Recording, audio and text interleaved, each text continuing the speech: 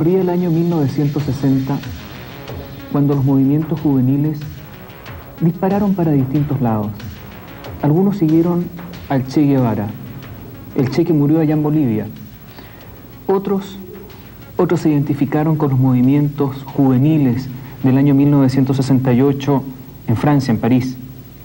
Y otros siguieron a un argentino, Mario Rodríguez Cobos.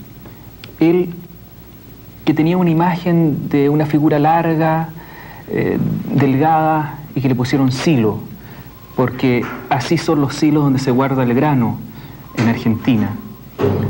Han pasado los años, han pasado casi 30 años, y Silo sigue reuniendo gente alrededor de él, sigue siendo un líder y se ha transformado casi en un mito. Desde una provincia argentina, desde Mendoza, Silo transmite su mensaje con sus libros y con sus cartas. Hay una cosa, lo estuve escuchando con mucha atención cuando usted caracterizó la década aquella, la década del 60. Una década en donde la juventud explotó de pronto en distintas partes del mundo. Por supuesto que esa explosión no se debió a nosotros. En distintas partes del mundo iba explotando este fenómeno juvenil contestatario. Por algún motivo una generación se despertó y empezó a presentar su propuesta de distintos modos, como explicó usted. Que los hippies por un lado, que el guerrillerismo, que la droga. Y empezaron fuertemente los movimientos musicales, que hoy ya son tan aceptados por todo el mundo, esa forma que tienen de expresarse. Bueno, también en ese contexto aparecieron los primeros grupos de estudio nuestros, también de gente joven, tenía la misma base generacional.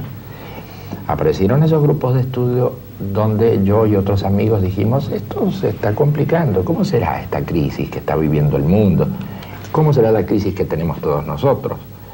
Tenemos que estudiarlo, tenemos que comprenderlo, y así se formaron los primeros grupos de lo que luego con el tiempo iba a ser el movimiento humanista. Cuando estos grupos nuestros empiezan a convertirse en movimiento y dan algún tipo de respuesta frente a esta cosa informe que era el hipismo y que eran esos fenómenos, claro, lo que más se caracterizaban eran los grupos nuestros, que tenían esa especie de consistencia, esa especie de militancia. Entonces a ellos empiezan a atribuírsele todo tipo de maldades. Pero claro, no podía ser que fueran al mismo tiempo de derecha, de izquierda, hippie, en fin, todo lo que pasaba junto se lo adosaban a este pequeño movimiento. Yo diría, si se me preguntara qué tal estuvieron ustedes, que eran los jóvenes de aquella época, yo diría, por lo menos en lo que hace a nosotros. Yo no puedo responder ni por los hippies, ni por los guerrilleristas, yo puedo responder por lo que nosotros hicimos, y puedo decir, con cierta pena, que nosotros no consideramos haber cometido errores de juventud, ni renegamos de nuestro pasado. ¿No reniega de nada? Por lo pronto, en lo que hace a todo esto, nos sentimos que teníamos razón. ¿De qué se arrepiente? Tal vez de no haber podido canalizar una cantidad de fermentos sociales que en aquella época ya estaban tal vez listos como para haber tomado una dirección más positiva. Pero ¿qué quedó del hipismo? ¿Qué quedó del guerrillerismo a la usanza de entonces? ¿Qué quedó de las búsquedas místicas a Katmandú? ¿Cómo siguió desarrollándose eso? Hubo mucha gente que siguió Silo y ahora es empresaria y se olvidó. Sin duda, pero la diferencia... Y no quieren acordarse que pertenecieron al movimiento. Seguro, pero la diferencia está en que el movimiento sigue y crece y se desarrolla en el mundo. Esa es una gran diferencia. También en su origen debe haber habido grandes diferencias con los otros.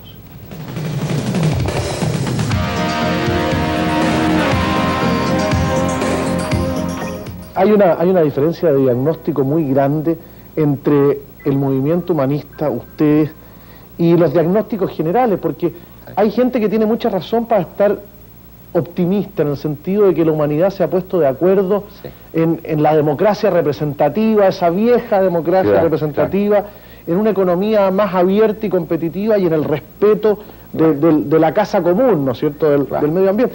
Y eso son como los pilares de la civilización del siglo XXI. Pero la pena es que no coincidimos en absoluto con ese diagnóstico. Ya.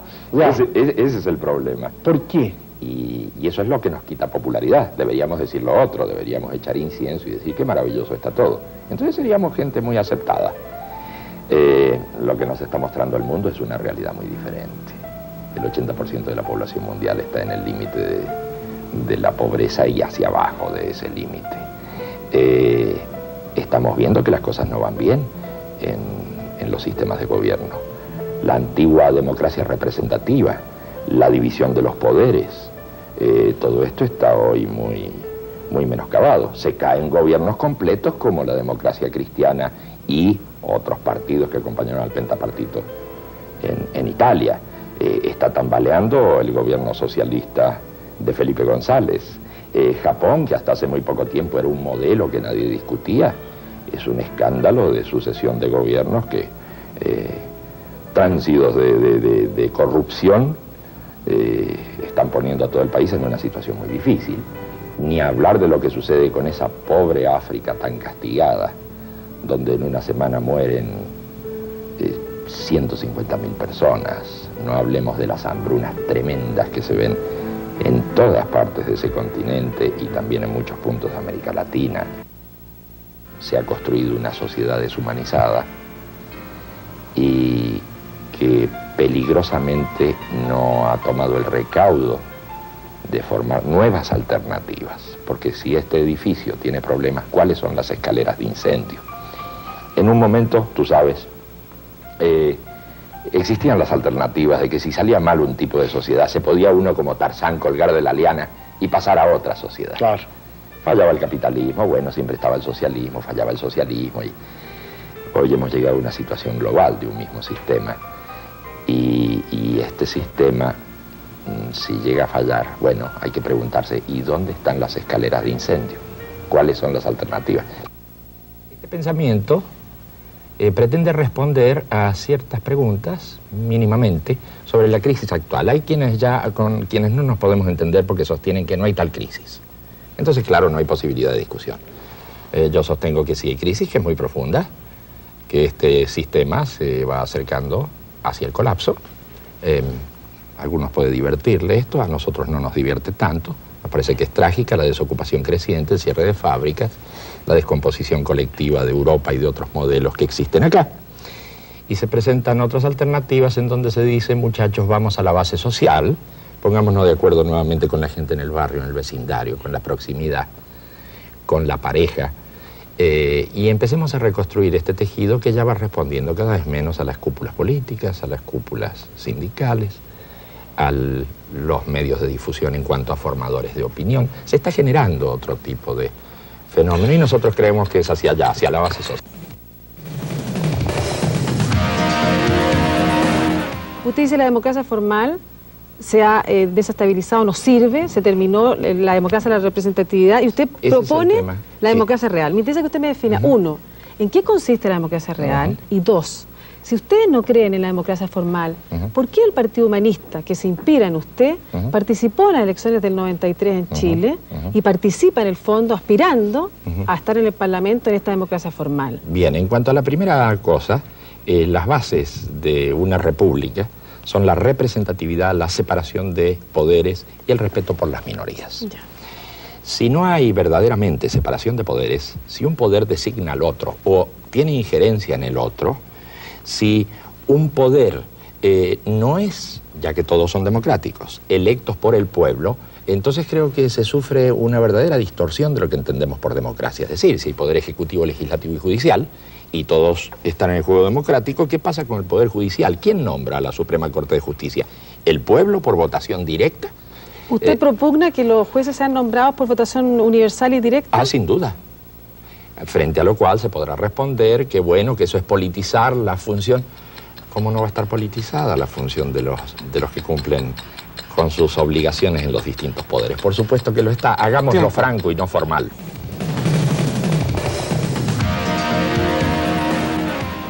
¿Usted es partidario de la economía libre, como se conoce en el mundo occidental? No, de ninguna manera. ¿Cómo debería ser la economía? Por lo pronto no creo que sea libre. Por lo pronto esto de jugar, de que hay leyes de mercado y demás, esas leyes de mercado no existen. Lo que existe es la regulación de distintos grupos de intereses que en ocasiones abren una válvula, en otras la cierran. De ninguna manera creo que el uso excesivo de la palabra libertad, liberalismo, todo eso es bastante tramposo y que las cosas no son así en absoluto, están inducidas por los grupos financieros. En una empresa cualquiera, la ganancia es para el capital y el salario o el sueldo es para el trabajador. Ahora bien, si esa ganancia es para el capital, es precisamente porque se tiene la concepción de que el que arriesga es el capital. Desde nuestra concepción humanista, el riesgo es el riesgo humano del trabajador, porque el trabajador, si se le cierran las puertas de trabajo, pierde su vida, pierde la cantidad de años que ha dedicado a ese esfuerzo y además pone en peligro a su familia, a sus niños y a todos aquellos que le rodean. Entonces hay que replantear este tema de quién pone el peligro de su vida en juego. Cuando el capital domina la empresa y de pronto, en lugar de esa ganancia reinvertirla en el proceso productivo, o si hay saturación de mercado y no se pudiera ampliar esa empresa para abrir nuevas fuentes de trabajo, ese capital debería de todos modos volcarse nuevamente al circuito productivo y abrir nuevas fuentes de trabajo. El tema acá son las fuentes de trabajo y el aumento de la producción. Pero si por lo contrario, ese capital, en lugar de reinvertirse, se desplaza hacia el circuito financiero, hacia el circuito especulativo, y luego, como consecuencia de esto, hay que reducir la planta de personal, hay que aumentar la productividad de un modo esclavista, hay que hacer un montón de modificaciones de tal manera que lo que aumenta en definitiva no es la producción, lo que aumenta en definitiva es la circulación del capital financiero y la quiebra empresarial empieza a verificarse en todos lados. El que termina perjudicado es el trabajador que se queda en la calle sin fuentes de trabajo. ¿Pero los bancos acaso no prestan dinero para que se formen nuevas empresas? Sin duda, prestan dinero y entonces exigen cómo deben ser manejados esos dineros. Por ejemplo, lo prestan a nivel internacional. Se lo prestan, que son los créditos blandos que otorgan en un momento dado a una dictadura dada. Esa dictadura contrae deudas con el Fondo Monetario Internacional o con la banca internacional, no el pueblo, no el pueblo. Y entonces, claro, llega el momento en que hay que responder a esa deuda. Claro, las cosas van cambiando porque se cambia la tasa de interés. En definitiva, comienza a armarse una ampliación tal que al final nunca se puede pagar la deuda y se está mucho más endeudado que cuando se prestó por primera vez. Es decir, el pago que hay que ir efectuando se hace cada vez más astronómico, es lo que sucede en la economía de casi todos los países de América Latina.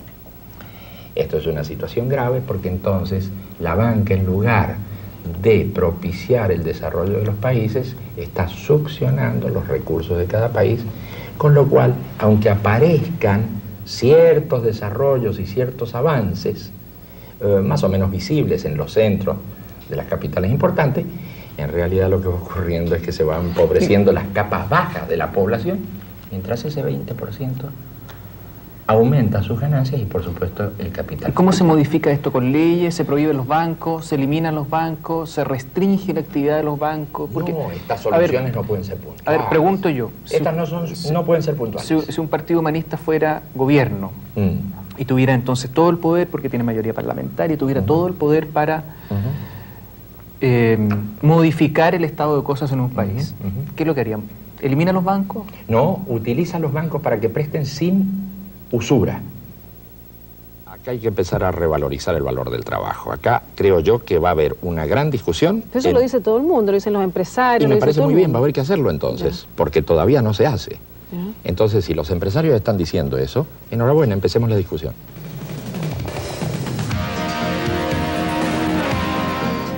En cuanto a la vida humana, nosotros tenemos diametrales puntos de vista con otras corrientes.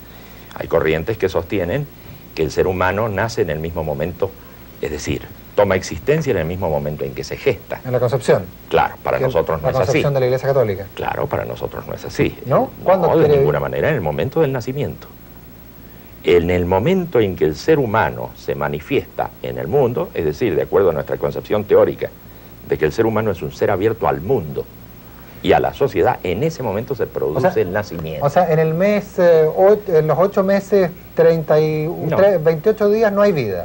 Sí que hay vida, pero no estamos hablando de vida humana. No hay un ser humano. El ser humano se va constituyendo y el ser humano es un ser histórico y no un ser con naturaleza. ¿Pero qué diferencia tiene el ser de lo que nació al ser que tiene un día? Cambió de medio. Y el cambiar de medio lo hace de un ser humano a un ser animado, sencillamente. No, lo hace un proyecto humano en todo caso. Es un ser animal que puede convertirse o no en ser humano. Pero el nacimiento para nosotros es la parte fundamental de cambio de medio, en donde el ser humano se abre al mundo en el momento de nacer. Pero entonces, bajo esa óptica, sí, sería perfectamente justificable el aborto en cualquiera de las etapas del embarazo, ya que no estaríamos en presencia de un ser humano. Así es. Y si lo que estamos preservando es el valor de la vida, de acuerdo a su teoría, no hay vida. Sí que hay vida, lo que no hay es ser humano. No hay vida humana, no hay un ser humano. Por lo tanto, la madre estaría en presencia de algo tan cercano a ella como podría ser un tumor o algo por el estilo. De ninguna manera. Podría disponer de él. De ninguna manera, porque hay un proyecto. Toda madre que quiere tener un niño está pensando en un proyecto de vida. Y la que no quería, el embarazo no deseado. Y la que no quería, tendremos que ver qué es lo que dice la madre. Y tendremos que llamar a un gran debate. Y las mujeres tienen que ocupar el lugar central de ese debate en torno a estos problemas. Yo creo que estas cosas no hay que ocultarlas. Hay líderes que están a favor del aborto en determinadas circunstancias, hay otros que están a favor del divorcio, hay otros que también hablan en contra de en favor de la familia o de esta familia real, como usted la llama. Bueno, pero ¿en qué se diferencia usted de esos líderes? Le digo esto, y es cierto lo que dice, pero yo también lo he visto, lo he observado. A veces me parece que mucha gente que coincide con el punto de vista de uno no coincide en otros puntos. ¿Por qué sí en unos puntos y por qué no? Porque me parece que en general los que dan esas opiniones no tienen una concepción del ser humano y se mueven un poco pragmáticamente o un poco de acuerdo a cómo estén los tiempos, cómo esté el equilibrio que haya que hacer para decir una cosa o decir otra. Acá, en el caso personal, creo que hay una diferencia grande, hay una concepción del ser humano. Y si no se tiene una clara concepción del ser humano, uno va a dar una respuesta en un campo, pero que va a ser opuesta a la que dé en otro campo y así siguiendo. Si usted quiere, y me da un poquito de tiempo, le transmito lo que pienso sobre esto. Pienso, por ejemplo, respecto del aborto. A mí me parece muy coherente la posición de la Iglesia Católica. La Iglesia Católica piensa que en el momento en que se produce el entrecruzamiento del espermatozoide y el óvulo, bueno, la chispa divina llega a ese ser que es ya un ser humano. Si se tiene esa concepción del ser humano, ese ser ya en formación es ya no solo un ser humano, sino además un ser humano con alma, con una cantidad de atributos. Imagínense, en esa concepción, efectivamente, quien cometiera un aborto estaría pecando absolutamente y además estaría cometiendo un asesinato. Porque se está suponiendo que ahí ya existe un ser humano. Y si existe un ser humano y usted interrumpe su desarrollo, usted sencillamente está cometiendo un asesinato. Esa es la postura de la Iglesia Católica. A mí me parece que es coherente en ese planteamiento decir que quien interrumpe el proceso comete un asesinato. Bien, pero ¿qué sucede con quien no participa de ese punto de vista? Por ejemplo, en nuestro caso, tenemos una visión del ser humano que creemos que el niño cuando está en formación y no ha salido al mundo es simplemente un ser natural y además es un proyecto.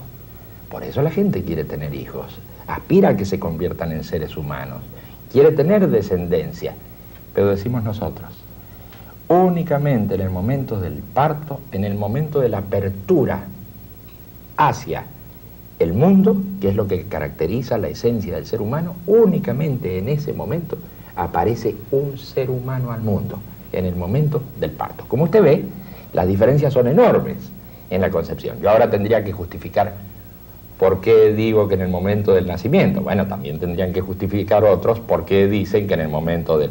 Esta es una discusión larga. Pero digo, hay que ser coherente.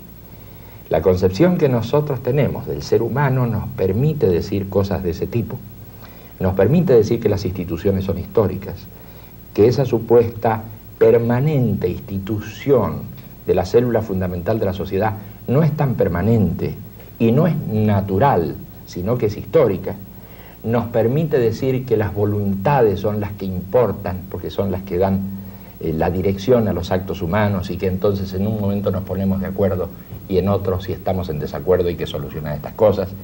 Es la concepción del ser humano.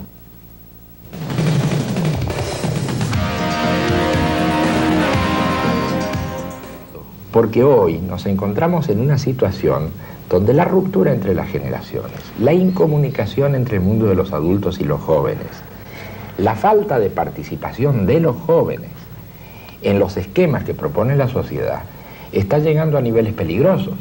Si toda una generación no participa en ese esquema, la cosa puede complicarse porque se traban los mecanismos y además porque se pueden intentar otras formas de participación de lo más violentas. Yo decía que era importante comprender aquella época porque al comprenderla bien nos ayudaría a ver la situación de hoy, donde aquella ruptura generacional que se produjo, donde los palos que recibieron los jóvenes, en todo sentido, donde las heridas que se abrieron en aquella generación no cicatrizaron del todo y donde me da la impresión se produjo una suerte de corte histórico que siguió luego avanzando sin solución hasta el día de hoy, en donde se ha producido un abismo muy fuerte en la participación de las nuevas generaciones frente al mundo de los adultos. Por eso yo digo que no estuvo bien interpretado, bien realizado, bien entendido, no ayudó a entender este proceso el haber disparado una actividad histérica frente a la contestación de los jóvenes que se expresaban bien o mal, pero empezaban a expresarse en un mundo, era un mundo joven que se abría. Eso no se interpretó correctamente y eso ha traído consecuencias hasta el día de hoy. Acá hay un problema de fondo más que de análisis intelectual. Yo recuerdo las últimas palabras de Willy Brandt, que fue un gran político y un hombre además de mucho coraje cívico. Estaba él por morir, sí llegaron algunos periodistas a verlo. Y le dijeron, hace poco tiempo de esto, y le dijeron, oiga, ¿cómo interpreta usted este neonazismo en la Alemania que usted ha querido tanto, por la que sufrió tanto? ¿Cómo es que las nuevas generaciones, los jóvenes, empiezan de nuevo con el neonazismo, con la barbarie, con todas estas cuestiones? Y el pobre Willy Brandt dijo, no dio la explicación que hubiera dado un político. Y es bueno porque cada vez reciben menos sueldo, o hay desalojo, o hay... Él le dijo, yo creo que los jóvenes están desesperados. Me pareció una respuesta muy importante. Yo no sé si hay que hacer tanta disección de los jóvenes. Yo creo que están en una situación muy difícil y que hay cosas superficiales que los atraen, pero hay cosas más profundas que los atraen, que no es exactamente una cosa etérea, es una cosa de supervivencia, de su propia existencia. ¿Por qué los jóvenes pueden interesarse por este pobre pensamiento nuestro? Porque deben reconocer alguna verdad, no solo racional, sino vital, alguna verdad en su existencia, en todo lo que... ¿Desde cuánto tiempo, cuántos años que están desesperados? ¿Cuántas décadas que están desesperados? Sí, hace tiempo, pero ahora es serio.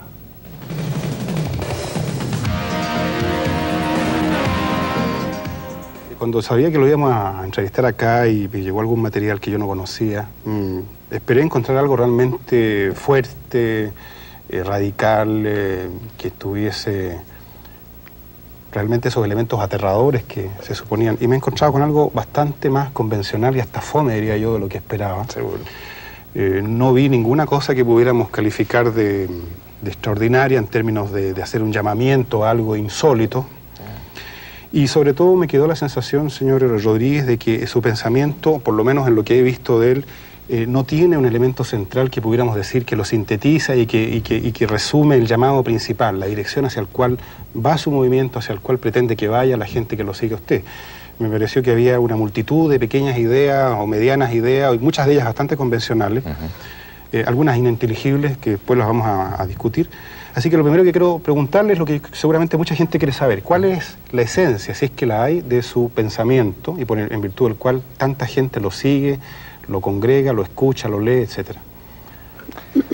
Es bastante simple, no es un pensamiento alambicado, es como usted dice, bastante fome en muchos aspectos y no es muy definido, porque además no se pretende ser con este pensamiento rector de multitudes ni cosas por el estilo. Se pretende dar una alternativa suave frente a los tan graves problemas que nosotros tenemos, que tiene el mundo en general, que tenemos nosotros en Latinoamérica.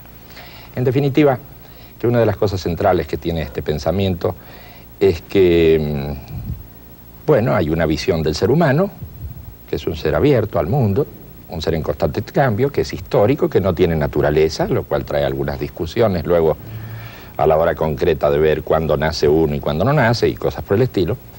Es un pensamiento que es bastante historicista, en el sentido de que cree en los cambios, no cree en las instituciones fijas. Podría decirle que como idea ética principal está aquello de trata a los demás como quieres que te traten y todo va a marchar mejor.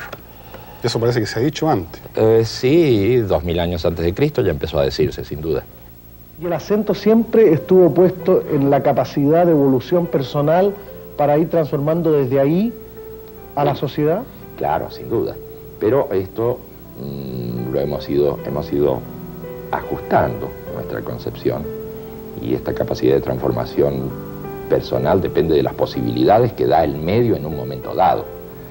Porque si te tienen oprimido, te tienen en pésimas condiciones, si estás bordeando la inanición, si se cierran las fuentes de trabajo, si no tienes salida laboral, si te sucede todo eso, también las posibilidades de mejoramiento personal disminuyen mucho. Entonces nosotros creemos que es muy importante la transformación social, al par que la transformación personal.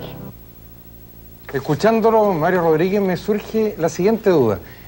Cuando usted haya abandonado este mundo, ¿qué cree que va a sobrevivir de su obra? De mi obra no creo que sobreviva nada, porque... ¿Y qué rescata lo más importante, por lo menos? Yo creo que la obra misma es un pretexto de comunicación con la gente. ¿Es eso lo más importante? Yo creo que lo más importante es la comunicación con el ser humano. ¿Usted de aquellos que piensa que se cambia el mundo primero, cambia uno antes, o las cosas cambian cuando uno influye en el medio circundante? Yo creo que esto se mueve en simultáneo. ¿Las tres? No, creo que uno cambia el mundo en la medida en que cambia uno. ¿Y cuál es la actitud más sana? ¿La rebeldía? Bueno, depende de las situaciones y depende a dónde lo empujen a uno. No me está diciendo absolutamente nada. Bueno, ¿usted qué dice? Que yo debería contestarle cuál es la actitud más sana, Sí, cambiar porque uno el tiene mundo, una cambiar actitud uno. frente a las cosas. ¿Cuál es su actitud? Mi actitud es, como dijo un periodista por ahí, y es verdadero, es pesimista en lo táctico, pero es optimista en lo estratégico. Quiero decir, me parece que tenemos problemas, pero vamos avanzando. Ahora, ¿es la sensibilidad una actitud correcta frente a las cosas? Es una forma de sentir el mundo a través de la sensibilidad, de la percepción, de la piel, no solo por las ideas. Las ideas, cuando Hegel estaba muy viejito, ese gran pensador, terminó diciendo, la razón es un hueso, algo descarnado, algo que no permite al final llegar a la realidad. Cosas concretas. ¿Sí? ¿Cuáles son los tres factores que identificaría usted como los principales de cambio hoy en el mundo? Bueno, Uno. el alejamiento de la juventud del poder institucionalizado.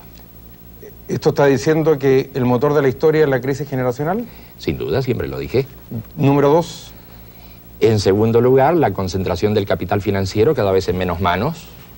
En tercer lugar, la desaparición de los estados nacionales por las regionalizaciones que vienen de la mano, o de la LALC, o de, en fin, de distintas, de la Comunidad Económica Europea, del Tratado de Libre Comercio, las regionalizaciones que están barriendo con los estados nacionales. Creo que es un punto de crisis, a lo mejor para bien, pero es un punto de crisis. ¿Qué diría usted que es más importante, la libertad o la igualdad? La libertad, sin duda. ¿Y la moral? Porque en cuanto a la igualdad tengo mis serias dudas. Yo creo en la confluencia, en la convergencia de las diversidades. ¿Cuál es el límite de la libertad? La libertad del otro. ¿Puede existir libertad sin responsabilidad? La responsabilidad es algo que tiene que ver con el compromiso, y no que tiene que ver con leyes impuestas. Y se compromete aquel que puede elegir entre posibilidades. ¿Dónde metemos la moral? La moral, decía Lenin, es una salsa fetichista para una comida útil. Yo no lo afirmo del todo, pero creo que la moral muchas veces ha estado al servicio, la moral entre comillas. ¿Cuál moral? La moralina ha estado al servicio de cosas que nada tienen que ver con lo que entiendo como la moral de tratar a otros como quieres que te traten. Ahora, usted ya no desata pasión, ¿eso le da alegría, pena? Me parece muy bien no desatarlas. La pena es que las desata. Fue un lapso ese. Sin duda. ¿Cómo compara los 60 con los 90, Mario Rodríguez? Creo que las cosas han cambiado enormemente. ¿En qué fueron magníficos los 60? En ninguna cosa. Me parece que la rebelión juvenil de los años 60, que fue tan publicitada, fue un fiasco. ¿En qué fueron deplorables? Fueron deplorables en la desorganización del pensamiento, de la desorganización de las propuestas, y pudo ser muy bien capitalizada hacia el hipismo, hacia el guerrillerismo. ¿Y en qué fueron iguales? Y hacia todo eso que desapareció. Nosotros no hemos desaparecido. ¿Y en qué fueron iguales a cualquier otro periodo en la historia? ¿En qué fueron iguales? En la dialéctica generacional misma, en el hecho de que una generación joven se opone a una generación que está en el poder. ¿A los 56 años ya comienza a pensar en la muerte o todavía no? Siempre he pensado en la muerte. Sí, sí. Yo creo que en general hay muchas cosas que hacen que la gente eluda la mirada de la muerte para hacer cosas. Siempre tengo en cuenta el hecho de la muerte y me parece muy importante. Última pregunta, ¿qué le gustaría que figurara en su epitafio? Una buena persona, pero un mal escritor.